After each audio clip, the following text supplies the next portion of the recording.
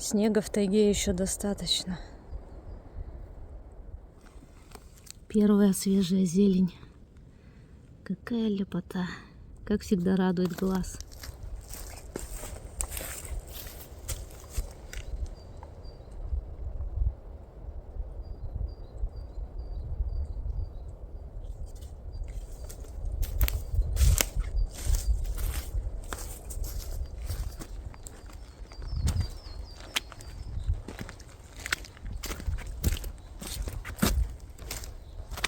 Дорога стала скользкой, и нужно очень аккуратно идти, то можно поскользнуться и, не дай бог, неудачно упасть. Ой, зяблик. Немного успела снять. Зяблика очень сложно снять, они близко не подпускают и быстро очень улетают. Меня кто-то из подписчиков просил снять зяблика, хотя я уже зябликов показывала в своих фильмах, ну каких-то, видимо, старых. Вот. На южных склонах снег вообще практически растаял, не нужно опасаться клещей, потому что довольно тепло, и с этими всеми прелестями просыпаются и клещи, и медведи, бурундуки, суслики, и вся остальная живность, которая спит, которая зимой спит.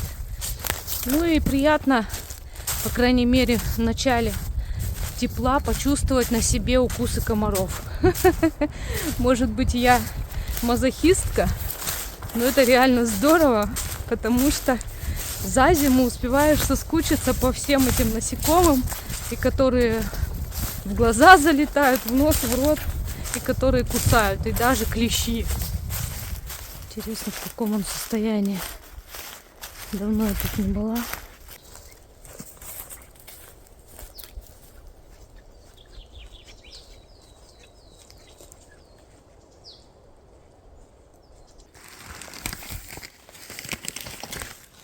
Ух ты, так тут все приличненько.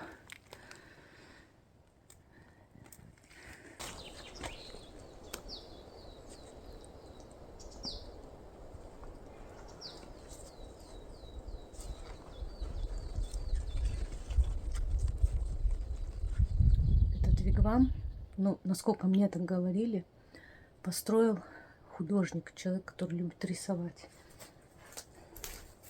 И вот его рисунок даже есть. Вот это вот, по-моему, сам художник себя рисовал. Смотрите, как тут продумано над костром вешать. Такая палка. Она просто висит. Здесь такие штуки. Такой даже крючок. Единственное только, оно висит не над костром. Наверное, как-то можно управлять этим. Думаю, где спать. Вот эта вот лежанка очень классная, потому что она ровная. Но она узкая, как бы ночью не свалиться. Та лежанка пошире, пониже, но она такими этими. И вот надо решить, где я буду спать. И здесь еще возле нее грязь. Я не люблю вот в грязь выходить. Наверное, придется все-таки там. Тут огромный есть минус.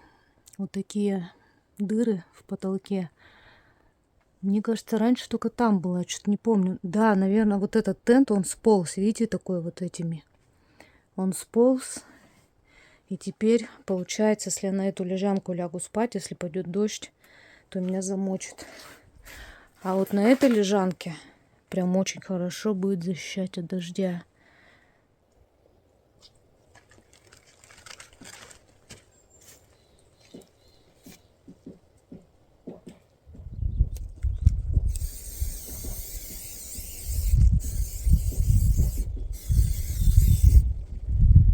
Из-за того, что здесь южный склон и снег растаял, клещей здесь, наверное, много по всем кустам.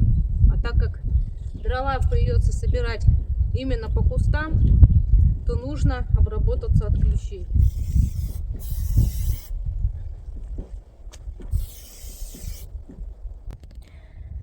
Вовремя я решила от клеща обработать. Видите, он, опа, это я побрызгала прям случайно на него. Поднимаю футболку, а он уже к животу почти дополз. Вот так хорошая мысля не напосля приходит, а вовремя. Обработала вещи. повесила сушиться. Еле-еле хватило, чтобы обработать меня, вещи и моего кота. И немножечко рюкзак. Все, и баллон закончился. Вот одного баллона в самый клещевой период хватает вот на один раз всего, чтобы все обработать. Вот все, что у тебя есть с собой. Вот. Я вообще химию крайне редко использую. Обычно не пользуюсь ничем. Но в самый-самый клещевой период, когда их реально много, когда они просыпаются там где-то с мая по, ну, до конца июня где-то. Вот в это время я пользуюсь от клещей.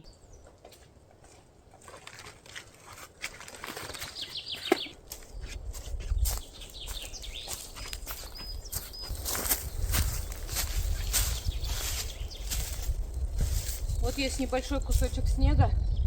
Я так прилично от лагеря отошла уже. И вот только такой небольшой нашла кусочек. Вокруг, вот сколько смотрю, здесь южный склон, и тут вообще нигде снега нет. Буду пытаться здесь набрать. Главное, чтобы пакет выдержал.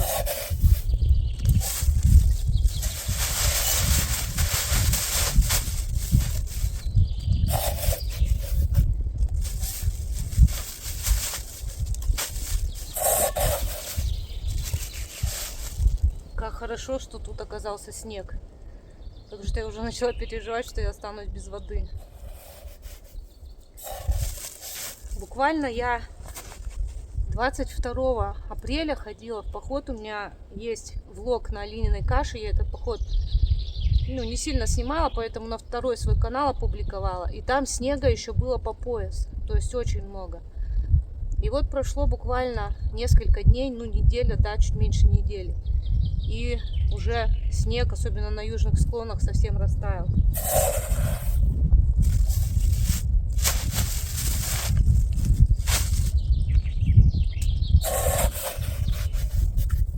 Ой, у меня тут морковка лежит. Я забыла. И влажные салфетки.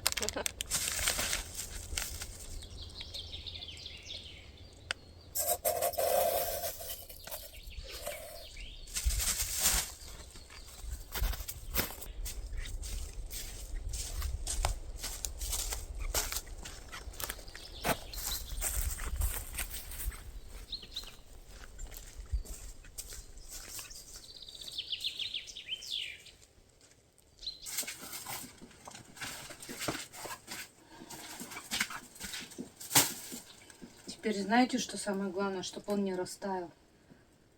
Потому что плюсовая температура все-таки на улице. Надо куда-то его прям в такую теневую зону поставить. Тут-то не страшно, если растает.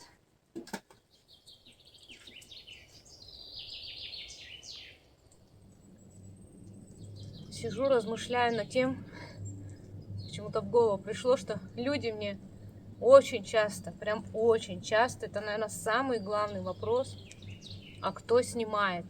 Множество раз я уже объясняла, показываю в конце фильмов, часто ПС вставляю, как я штатив устанавливаю и вот процесс некоторой съемки. И все равно люди бесконечно спрашивают, смеются, особенно когда я в сообществе своем ВК выставляю фотографии, там часто мне пишут типа, а кто тогда фотоет, медведь или там оператор-то где, покажи. И столько-столько всего пишут по этому поводу. И я удивляюсь, в наше время люди, как вот с Луны вчера свалились, лунтики такие.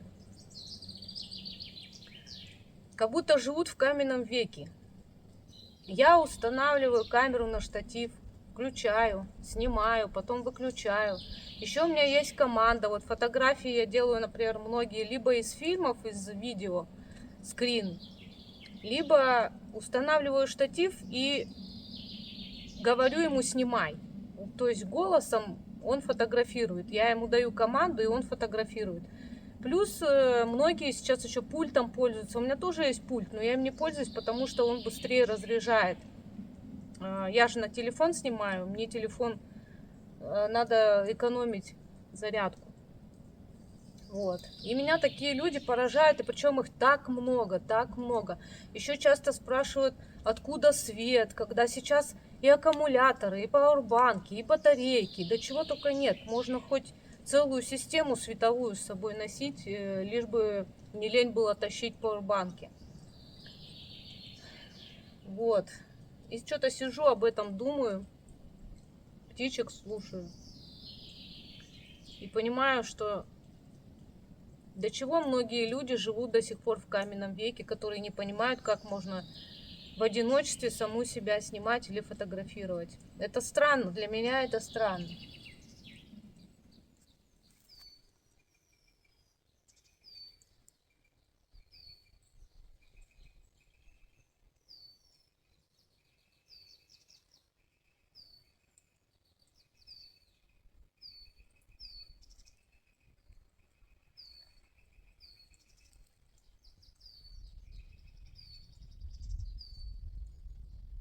А вы когда-нибудь слышали, как разговаривают деревья? Вот я уже полчаса где-то сижу и слушаю. Дятла, птиц и деревья.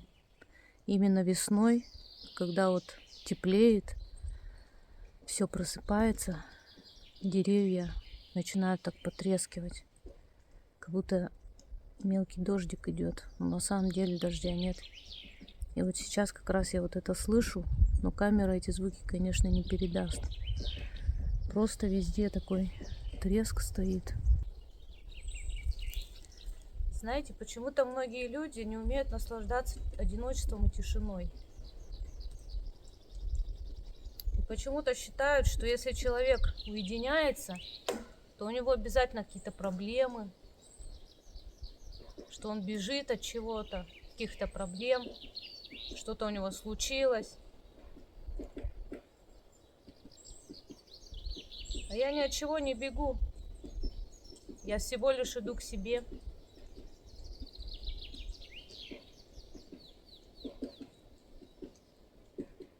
Я даже знаю людей среди походников, которые не умеют остановиться и вот так вот задержаться в моменте.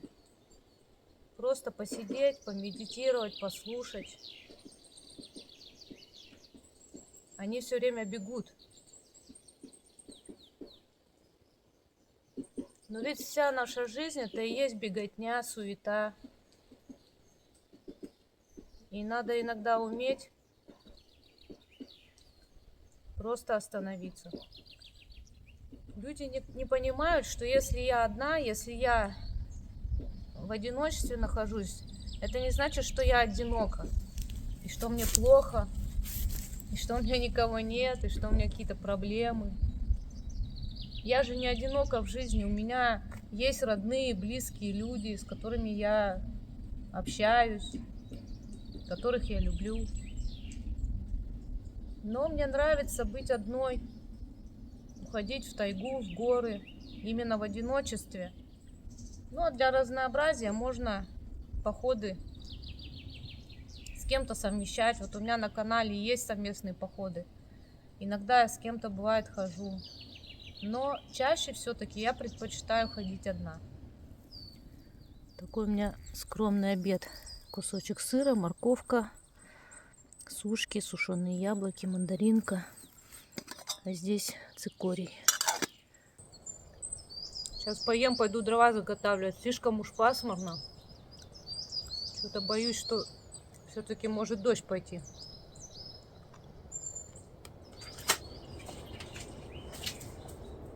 Так, котяра, ты остаешься за главного.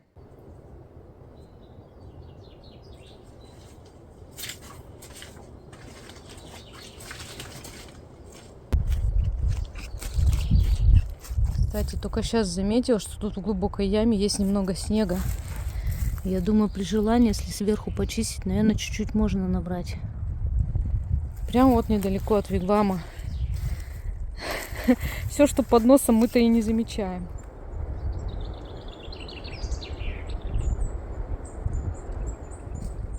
Чей-то след.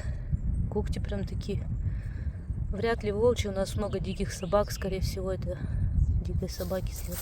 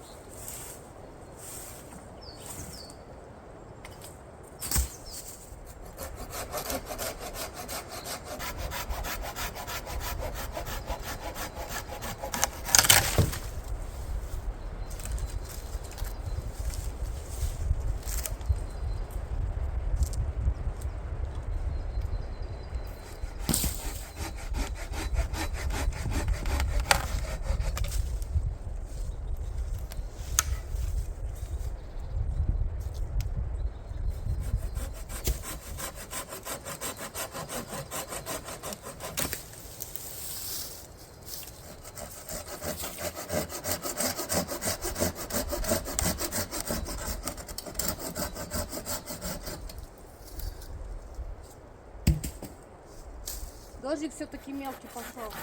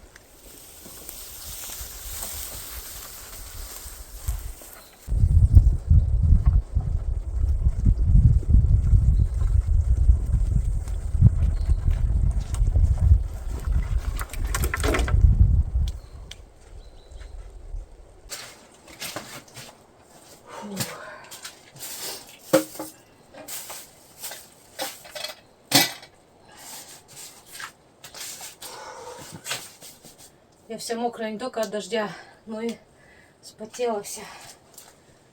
Бегать в горы туда-сюда, то еще удовольствие. Сейчас, наверное, маленько отдохну. Температура плюсовая. Снег тает даже без костра.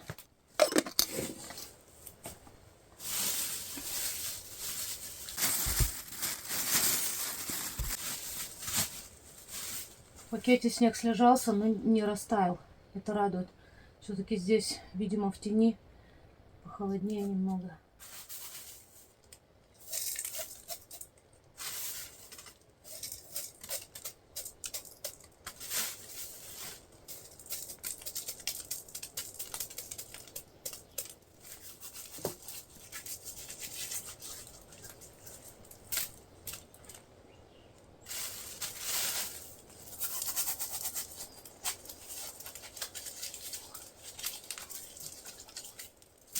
Такое ощущение, что между вчерашним и сегодняшним днем целая пропасть.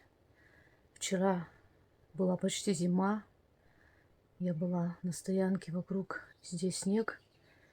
А здесь совсем другая история. Вот видите, в разных участках тайги все абсолютно по-разному. В одном зима, в другом лето.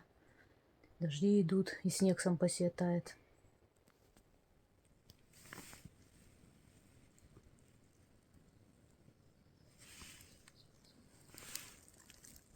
Первоцветики пошли.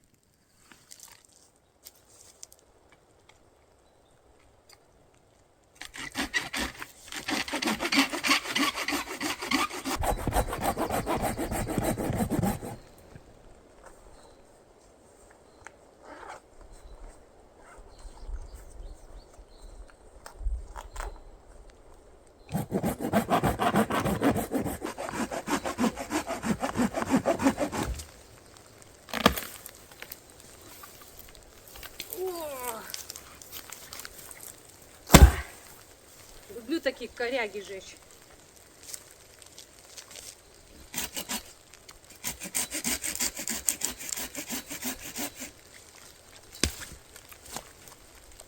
Оп, а то меня там не видно. Это была сухая травинка, если что.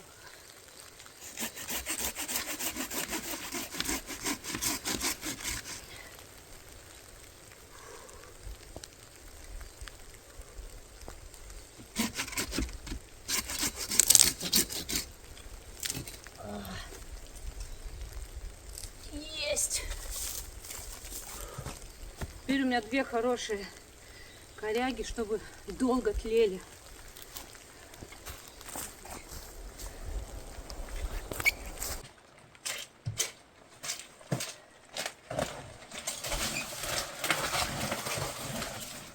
Вот это коряга.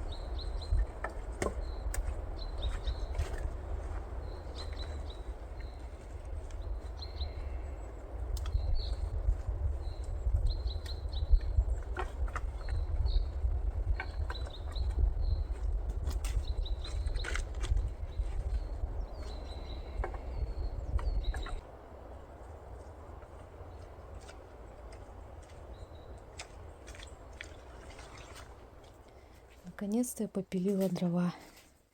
И вот большие. Здесь тоже большие. Целая гора. Кстати, камеры не передают, насколько тут реально их много. Вот тут вообще крупные дрова. Здесь у меня средние ветки. А здесь мелкие для розжига.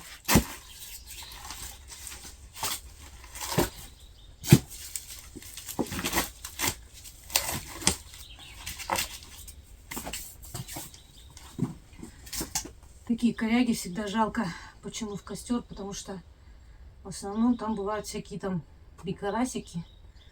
И мне их все равно жалко, потому что любая живность, даже насекомые имеют право на жизнь. А огонь — это страшная вещь. Но в любых дровах есть бикарасики, невозможно их всех выселить. Поэтому волей-неволей какие-то все-таки сгорают, к сожалению. Тут более пусто как-то. Поэтому, наверное, лучше сюда.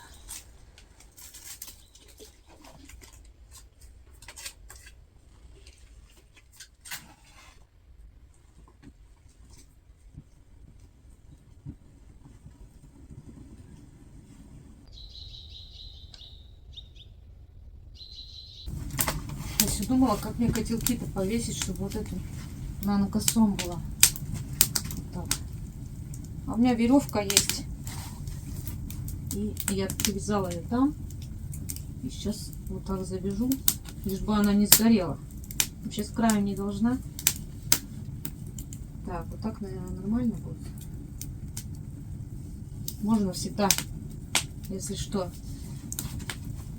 перевязать.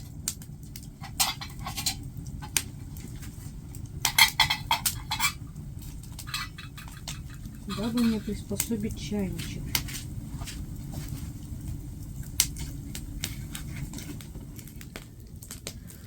Водичка закипела.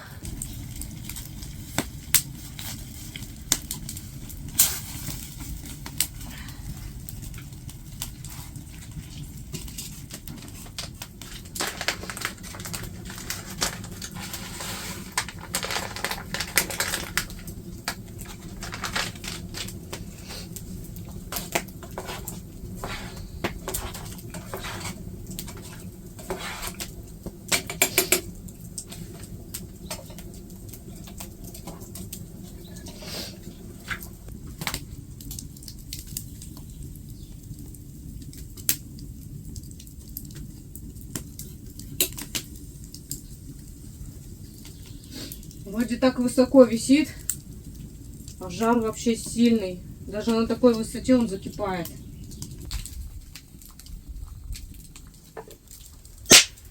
Ой. Хоть там и есть лук в составе, решила добавить. Там и лаврушка, и перец есть, но я добавлю все равно. Есть у меня и лаврушка, и перчик горошком.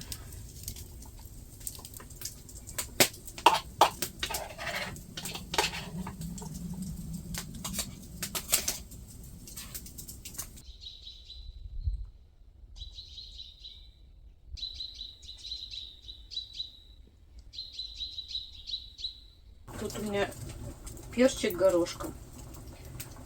Пару штук брошу и маленько соли. Потому что соли в составе нет. Главное не пересыпать, потому что я не люблю соленое. Ну и лаврушку. Скоро уже доварится, можно кинуть. Одну кину, хватит.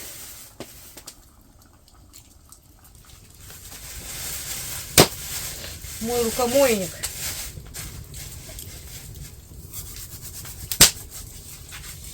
Скоро уже суп доварится. Еще минуты 2 и все. Снег просто махом тает. Их очень хорошо из-за того, что он такой твердый, крупинками. Он очень хорошо руки очищает. Ой, как хорошо.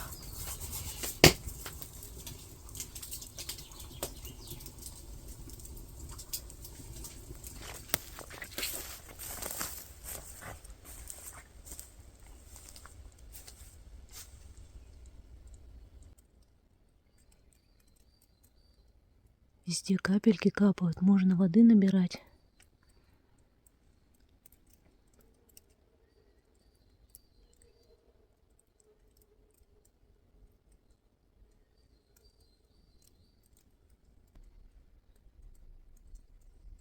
А я вышла за пихточкой.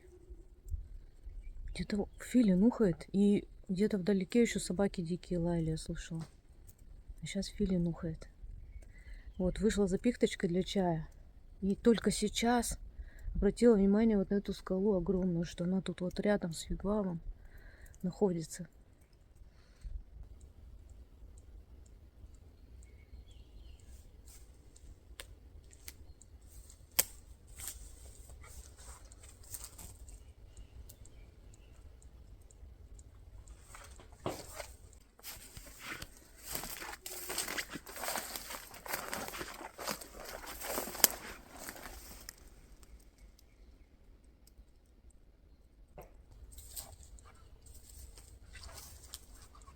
Очень интересная скала, красивая. При желании можно воды набрать. Правда, очень долго, но все-таки вода.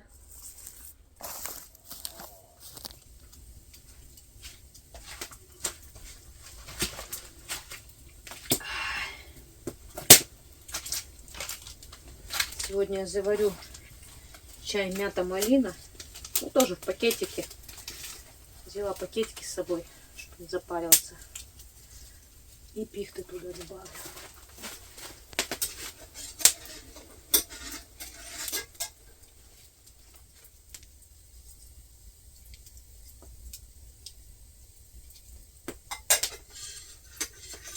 Обожаю чай с пихтой. Самый вкусный чай. Такой у меня супец. И уже остатки сливок деревенских сюда вывалила. Вот это кусочки, это рыбка. Ну, наконец-то я поем. За весь день нормально.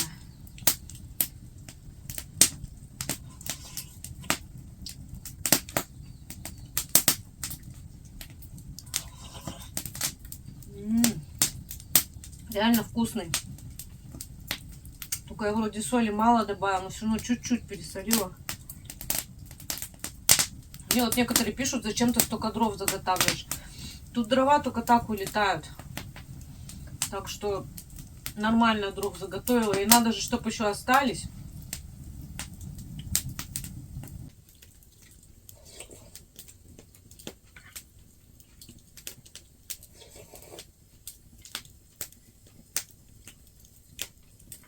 Кстати, кому неприятно смотреть, как я швербаю, или как там говорят, когда вот так. Не смотрите.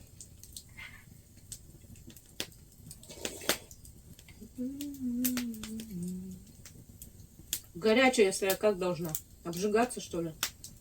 Только из-за кадра я должна подстраиваться как-то и кушать так, как мне неудобно. Снега, кстати, не так много.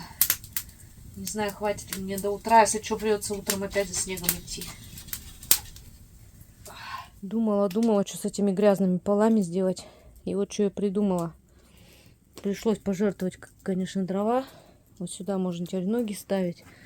И вот так вот по таким деревянным ступенькам идти.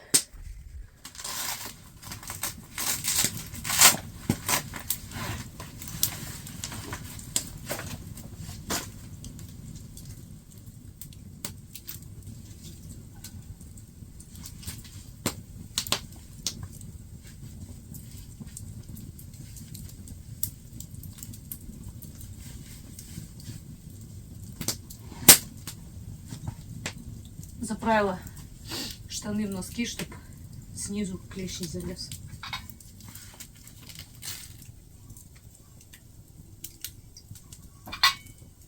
Поставила еще, добавила снег. И решила вот так пониже повесить, чтобы быстрее закипела водичка была.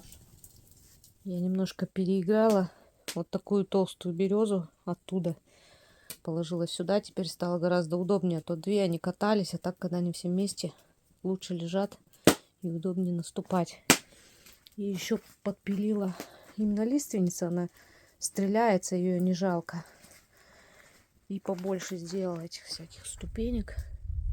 Прямо ж вон до туда.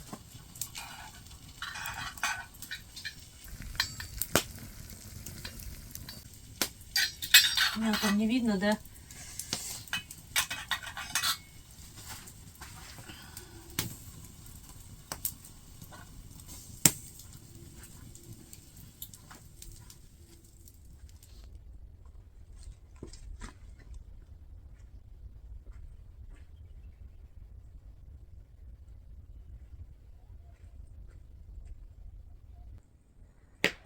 Небо розовое. После закатия и филин где-то ухает. 8:30 вечера.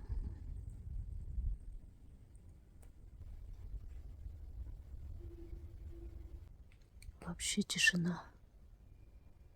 Ветра нет.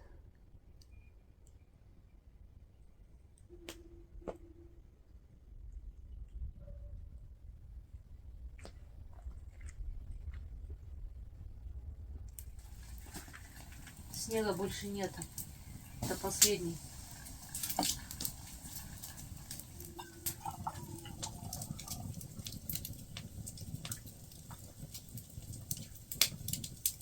Я решила без зефирки обойтись сегодня.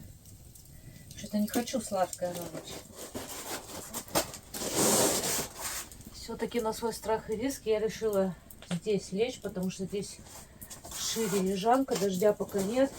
Если вдруг дождь пойдет, я перемещусь туда.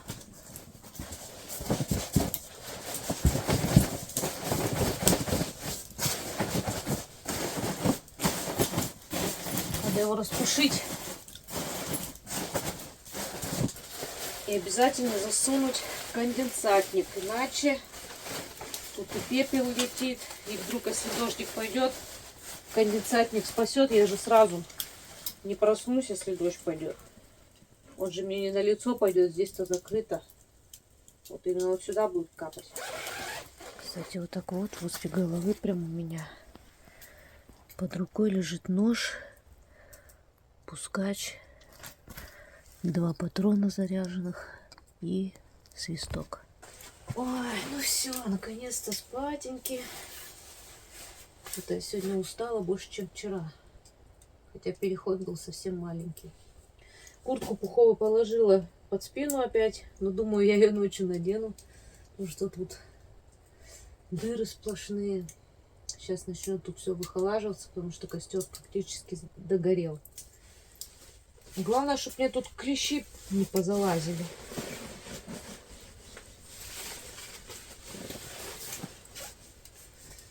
Ну все, всем спокойной ночи до утра. Такой я себе фонарь сделала тут.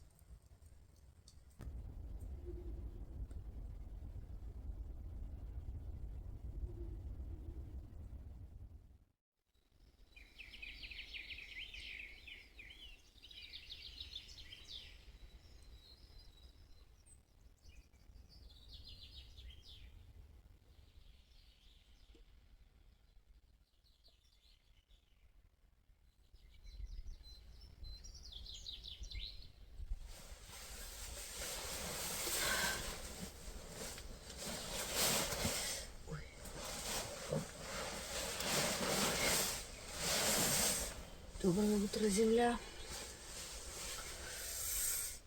Ночью вообще не замерзла. Даже немного жарко было. Я вообще разделась. Все поснимала. Вечером поназдевывала все, а потом поснимала все. Но спалось очень неудобно. Тут скат. И он мало того, что сюда, еще и туда. И я все время скатывалась вниз и еще и в бок. Я уже даже легла по диагонали, за счет этого я меньше скатывалась в бок, но все равно постоянно скатывалась вниз. Из-за этого я бесконечно просыпалась, потому что у меня спальник начинал туда свисать. Приходилось просыпаться и подтягиваться наверх. Ой, с утра вообще прохладно. О, босиком спала.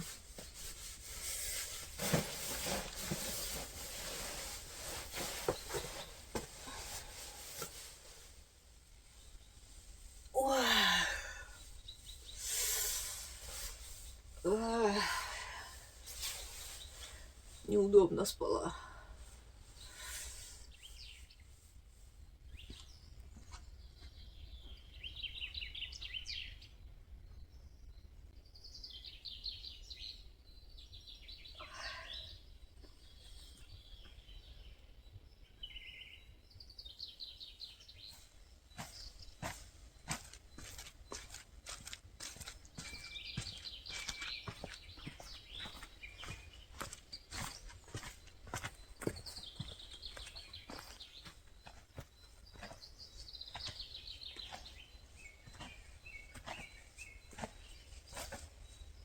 Согреваюсь.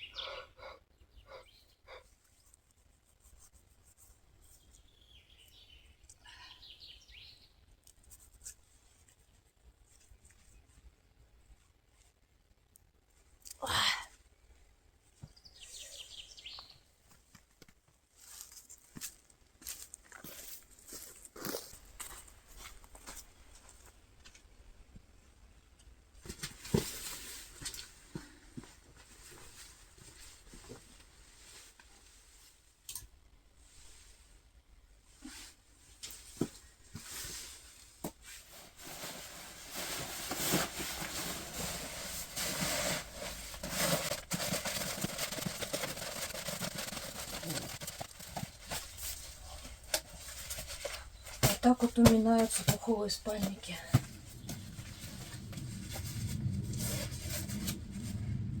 Ну вот, а конденсатник вот в такой мешочек убирается, и он легкий.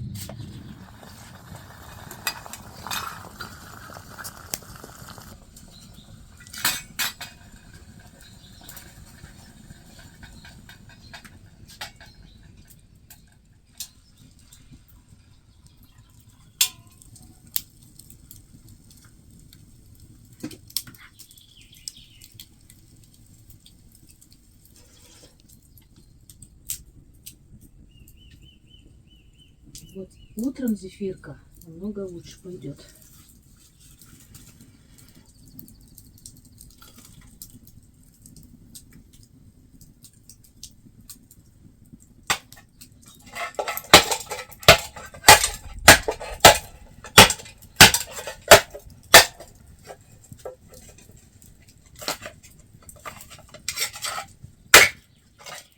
Рюкзак собран.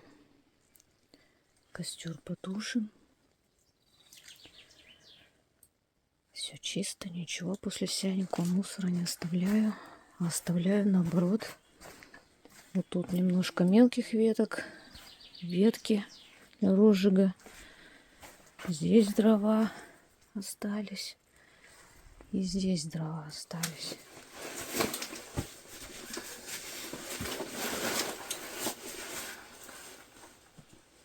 Сегодня гораздо прохладнее, чем вчера. Поэтому пойду в кофте. И все небо затянуто, как будто будет дождь.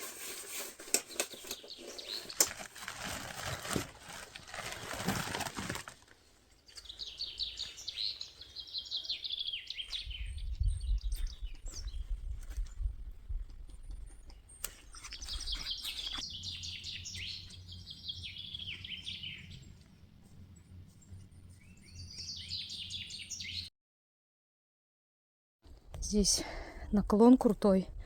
И чтобы поставить штатив, я вот так за сухую былинку зацепила. И был большой риск, что он упадет. Еще один лайфхак, как установить штатив, чтобы он не упал. Вот так я его зацепила, поэтому камера вполне может покачиваться, когда я себя снимаю. И потом мне будут писать, что ты не одна, тебя кто-то снимает. А я вот тут наклон небольшой, и я вот так зацепила. Так вот и бегаешь туда-сюда за камерой. Руки заняты, приходится все бросать, камеру забирать, потом ее восстанавливать и все такое. Еще один способ установить штатив более-менее ровно, чтобы он не падал. Очень часто подкладываю какие-то камни, коряги, потому что здесь склон, и установить довольно сложно. И вот сейчас я вот себя снимала, как раз рассказывала о том, как я сама себя снимаю.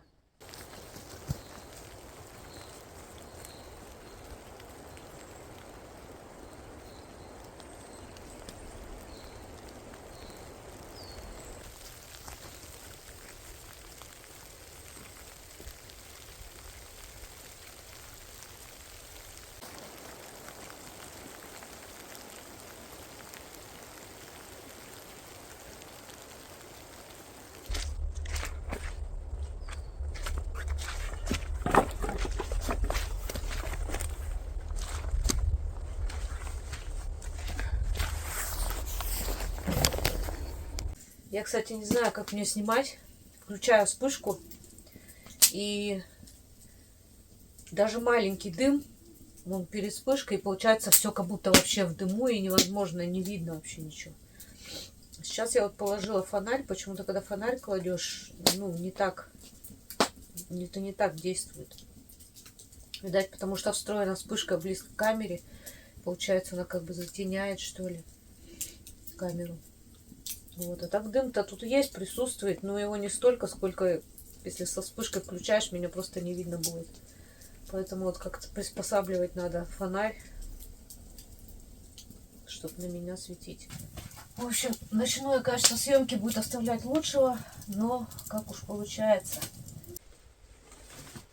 Эй, котик, не надо туда падать, там же клещи. Че, думаешь, обработанный, значит, можно? Вот сначала залезь в спальник, потом вылези из спальника, чтобы камеру-то выключить надо же.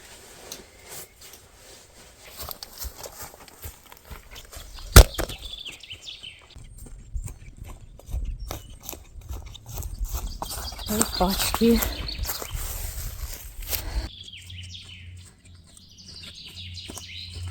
Это был дубль 2.